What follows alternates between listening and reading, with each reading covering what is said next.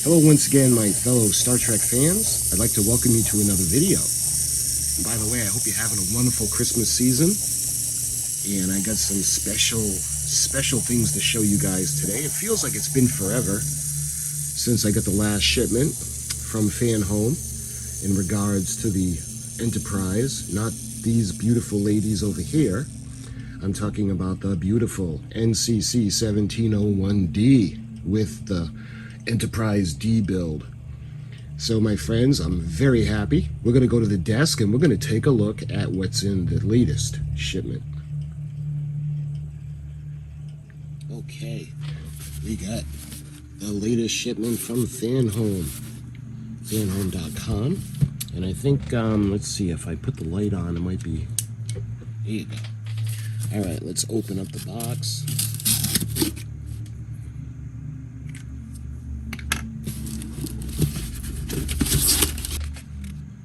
This is Star Trek Enterprise Build-Up Issue 25. This is F419KTS025. Alright, let's open it up. And like usual, I'll give you a little sample of what everything contains, and then we'll go over it in more detail. So why don't we...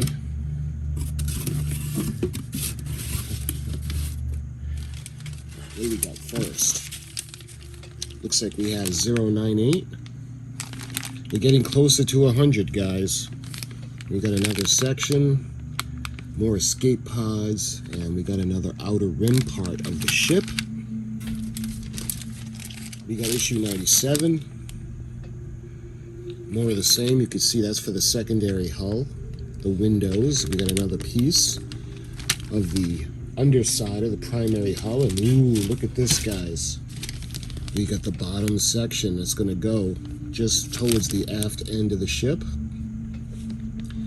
More windows, and we have some lights as well as another section of the primary hull. And last package is 95. And look at, we have the back lighting. We've got a phaser array, windows, and we have another slice of the primary hull. And lastly, we have issue 25, the magazine. And I just love it. Look at that beautiful shot of the model. So this is issue 25.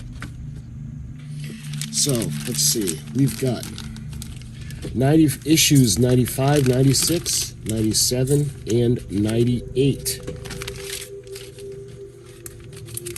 So we're going to put these aside for a moment. And we're going to take a look at the magazine. Look at that beautiful NCC 1701D. And looking inside, we got the in this issue. And we got the episode guide. I love that.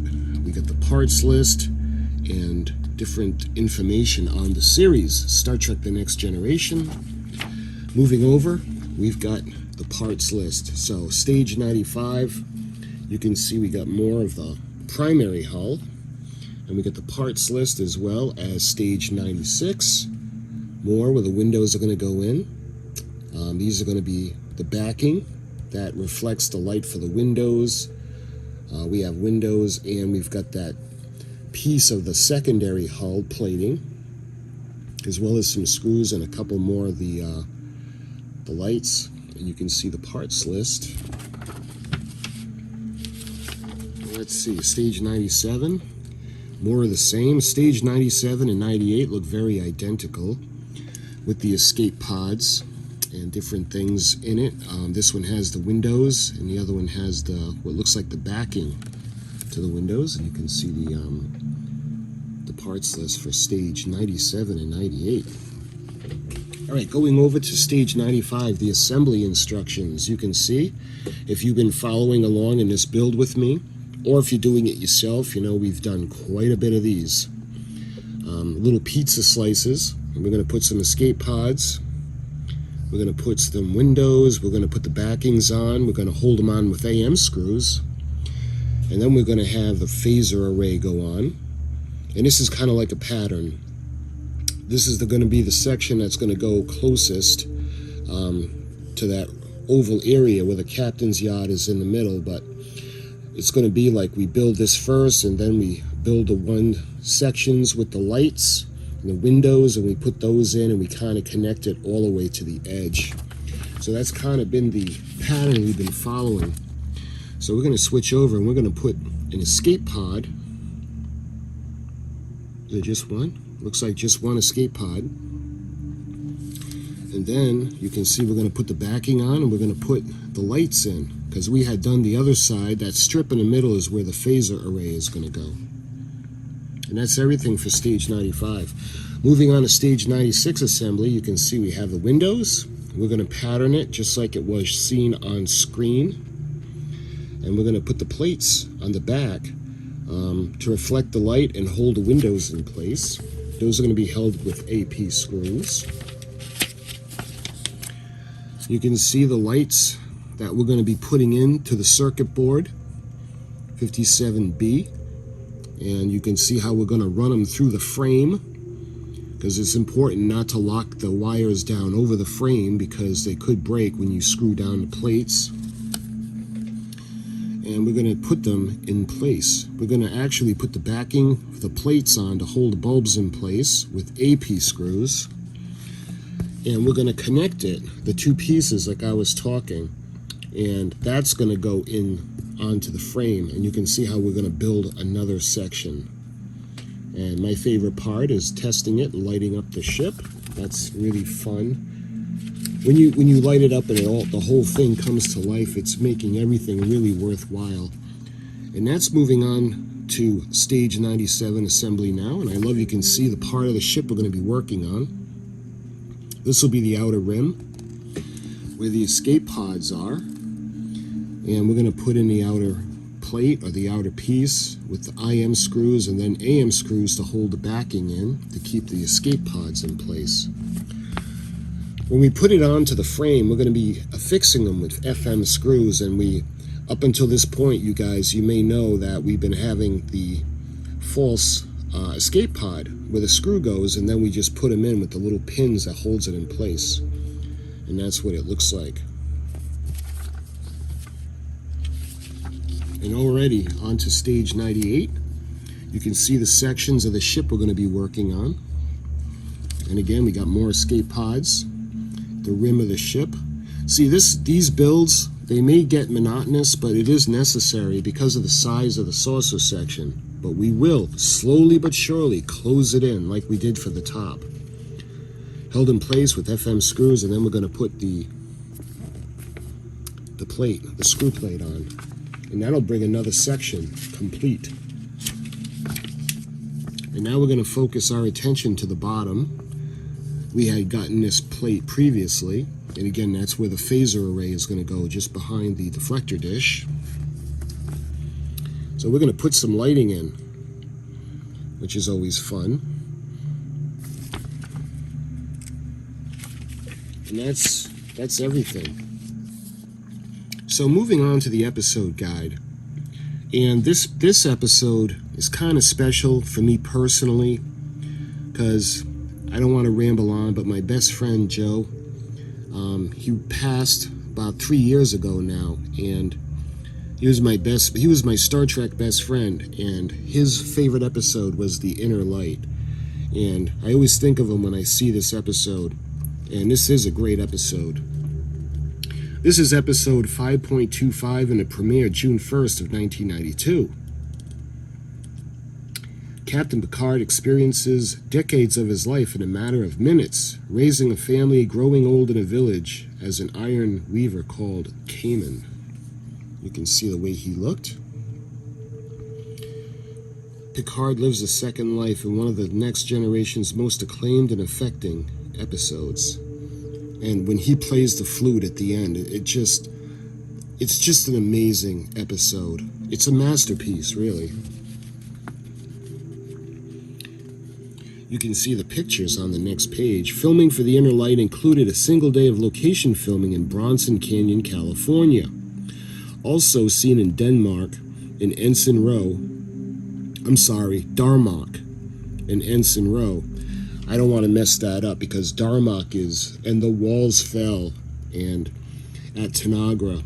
In Ensign Row, here's Picard's character Kamen views over Resic was shot at a point overlooking the Hollywood sign before visual effects supervisor Dan Curry painted it an alternative landscape. Top. In the edit suite, this was my first really ambitious digital matte painting, Curry had said, and the beginning of a major change in the way things were done. When the episode was remastered for Blu-ray and released 2012, the view was recreated in high definition above, and digital artist Max Gable did it. So that's what it was earlier, and then the Blu-ray. You think that this, your life, is a dream? Eline to Kamen.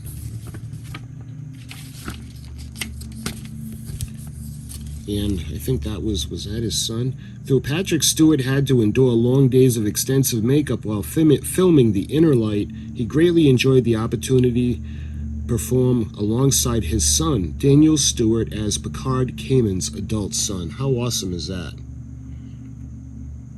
You may or may not know that Patrick Stewart's son appeared with him on Star Trek The Next Generation. The next picture, I think that's his wife. 1 year after Jennifer Nash played Kamen, Picard's daughter,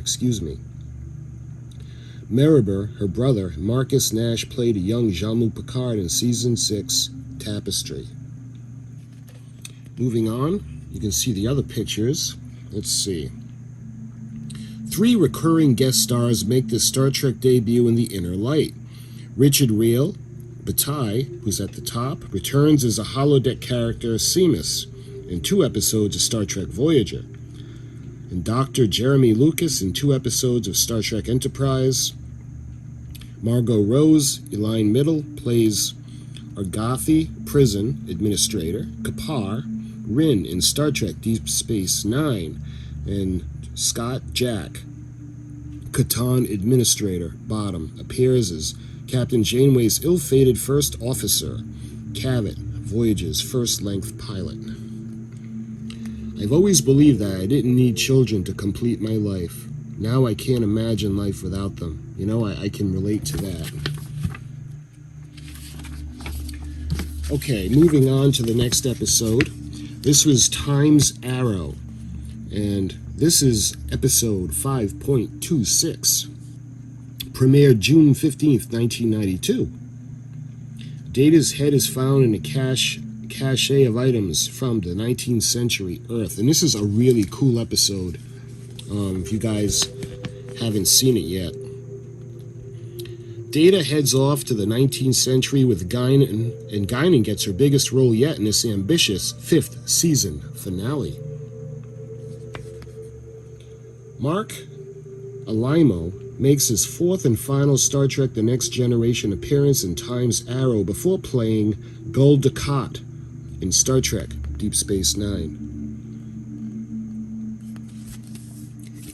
I guess Gul Dukat is not a likable character, but I like Gul Dukat. At some future date, I will be transported back to the 19th century Earth where I will die. Data. And is this Rick Sternbach? Yes. Senior illustrator and technical consultant Rick Sternbach's design for the energy dispenser on Davidia 2 with the humanoid figure for scale. There's so much fascinating stuff in these magazines. I would love to read every word to you guys. Let's see. I love that snake head. Rick Sternbach's concept art for Data's subspace field generator above. And the Ophidian walking stick, right. On the bottom, you can see the schematic. Detailed plans for dressing the Sanchez Street location, including mock-ups of typical 19th century businesses named after scenic arts supervisor and technical consultant Michael Okuda. Construction worker Tom Purser and production designer Rick James, on-screen set decorator Jim Meese is among those nicknamed in the signage. And this is kind of creepy looking. The head of a Davidian made from foam rubber and performers inside the Davidian costumes were filmed separately from the rest of the cast and made to glow post-production. If you don't go on this mission, we'll never meet Guinan to Picard.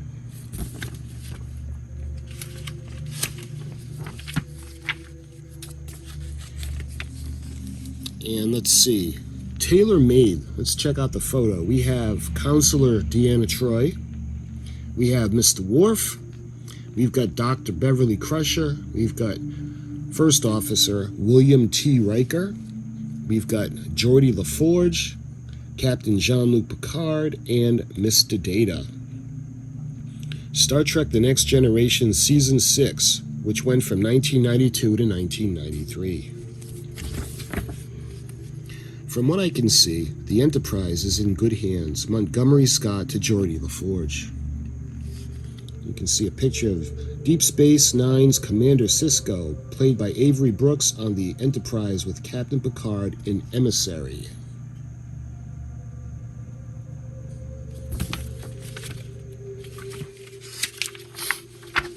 So, we got the second half, or the second episode, to Time's Arrow. So this is Time's Arrow Part 2, where Samuel Clemens steals the show and then takes it on the road.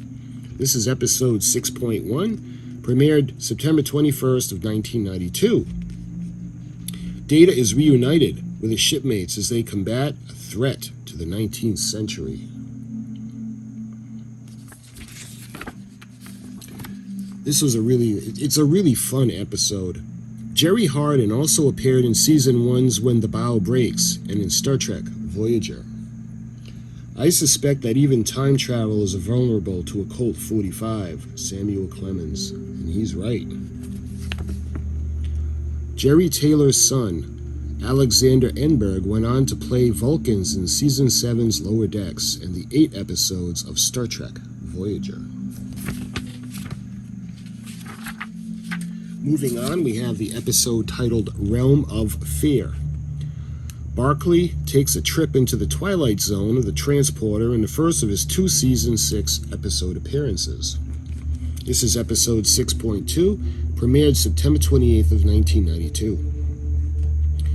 Lieutenant Barclay faces the fear of using a transporter, but starts to think he is going mad when he sees creatures inside the matter stream. You guys remember that? He's actually in the beam, and he sees things kind of floating around. As Admiral Hayes' co-star Renetta Scott debuts the final version of the Admiral's unseen uniform seen in Star Trek The Next Generation, albeit without the Starfleet com badge. Speaking of those little creature things floating around, one of the maquettes made for the producer's approval by using effects supervisor Dan Curry and sculptor Carrie Howell before Curry turned the chosen design into the flexible hand puppet that covered his entire left forearm. It's not crazy at all. You are being taken apart molecule by molecule. Troy to Barclay.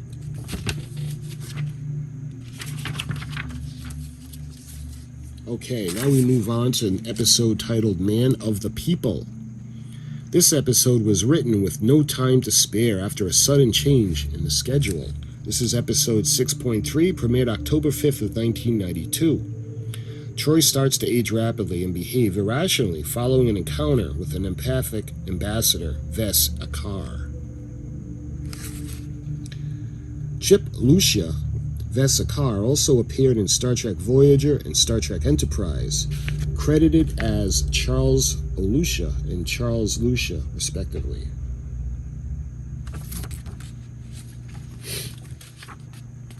You cannot explain away a wantonly immoral act because you think that is connected to some higher purpose. Picard to Alka. And let's see, what is this? The simple but elegant storage box was one of the few new props designed by Rick Sternbach for the episode. And he's done some amazing, amazing work. And that is the magazine. So why don't we go ahead now, we're going to start to take a look at the little goodies that we got. We're going to start with issue number 95.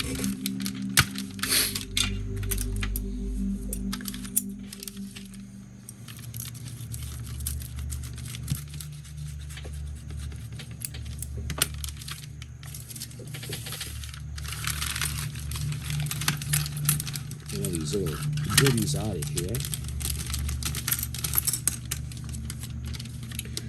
All right, we got a lot of screws. We got the AM screws. And let's see, what are these? These would be the BP screws. And we have backing, reflective backing for the lights, and we've got some escape pods. And of course we have windows. We got the room lights that are turned off and the room lights that are turned on. Let's see, we have a phaser array, phaser strip, beautiful. And we have all the backings that are going to hold the escape pods and the lights in place. And we've got the lights. We got 2 LEDs on the 4-pin clip. And lastly, we got more screws. We got DP screws this time. And let's see, we actually have the metal plate. If I can get it out.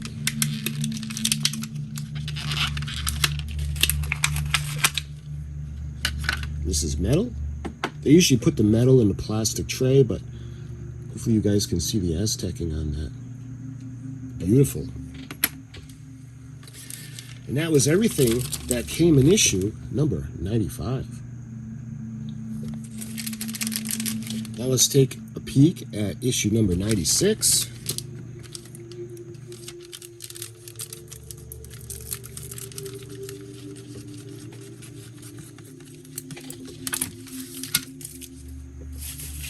A lot of goodies in here.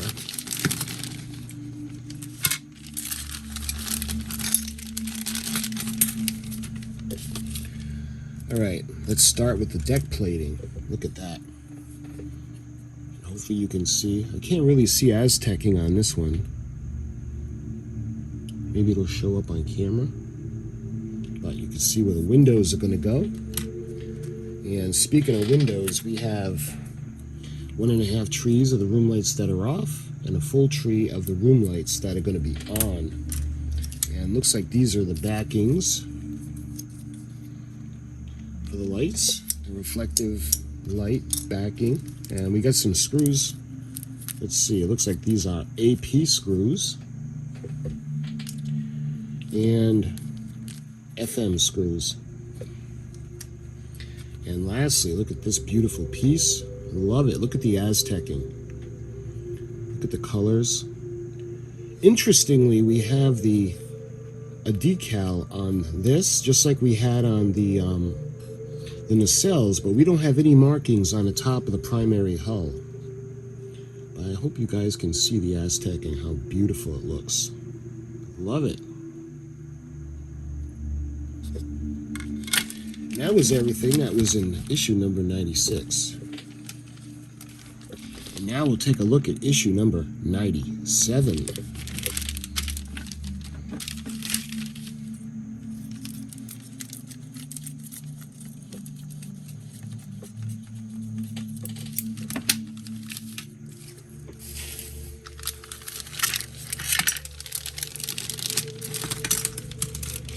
All right, let's start with we'll start with the escape pods. We have some escape pods, and when that's missing, I think that's what, here it is. This is actually the screw cover that we were talking about with the instructions to hide the screw. Speaking of the screws, let's see, we've got FM screws, and we have AM screws. And we've got a backing. I think that's going to be for the escape pods. And look at the outer part of the ship. The outer rim. Beautiful. And we have the windows that are going to go in the backing of the secondary hull. Is this an, yep, we got another packet of screws. This is IM, and the M on the letter on the last part indicates it's going to go into metal, and if it's a P, it's going to go into plastic. So we got another section of of the hull. And this is metal. Hopefully you can see that beautiful Aztecing. Love it. This thing is going to be amazing when it's complete. And that's everything that was in issue number 97. And lastly, we're going to take a look at what's in issue number 98. Now we're getting closer to 100.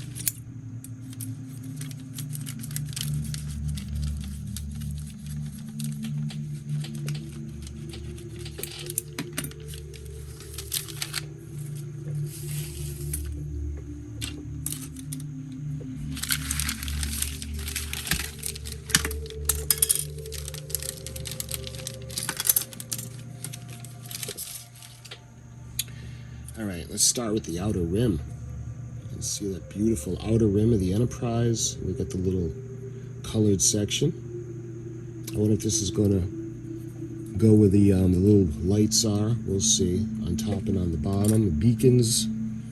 We get the backing that's going to hold in place all of the escape pods. We have 2 trees of those. We got some screws. We got the little packets of the FM screws and the AM screws. You know, an interesting project. I wonder how many screws are actually going to be in this model when it's done. It seems like thousands of them. And then we have another set of LED lights, and we have the 4-pinned clip. We got more screws. We got BP this time. Again, the last letter, these are going into plastic. And we get the background.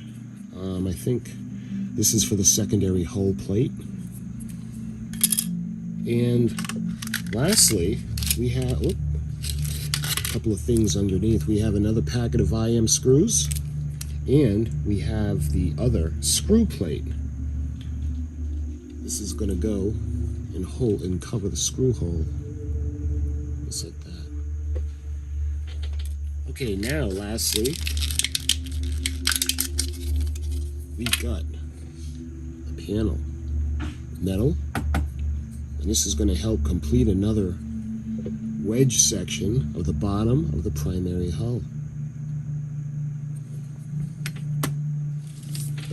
And that was everything in issue number 98.